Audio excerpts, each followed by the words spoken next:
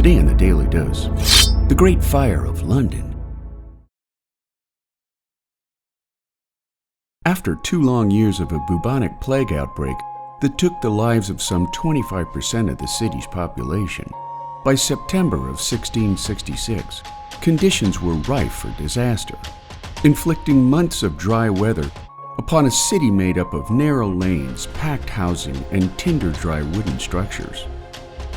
Beginning on September 1st, when the baker for King Charles II, Thomas Farrinor, went upstairs to bed without properly dousing his oven, shortly after midnight, sparks from his still-smoldering embers ignited aged firewood lying on the floor next to his oven, which quickly engulfed his home in flames.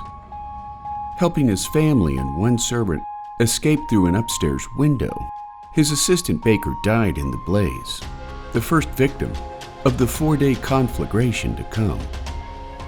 Fueled by a hot easterly breeze, fire from Farrinor's bakery quickly leapt across Pudding Lane, setting fire to straw and fodder in the stables at the Star Inn, before spreading onto Thames Street, where riverfront warehouses exploded in flames, igniting flammable materials such as lamp oil, alcohol, and coal.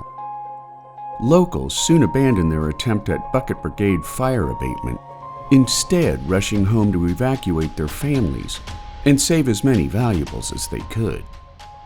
As fire spread throughout the city, authorities struggled to create fire breaks for containment, making futile efforts to tear down buildings before flames pushed them back from their uncompleted task.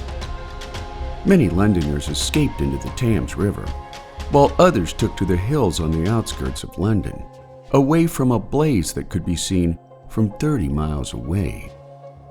After the last flames were extinguished on September 6th, Londoners counted the destruction of 13,200 homes, 90 churches, and scores of public buildings, destroying 4/5 of London, while displacing an estimated 100,000 people.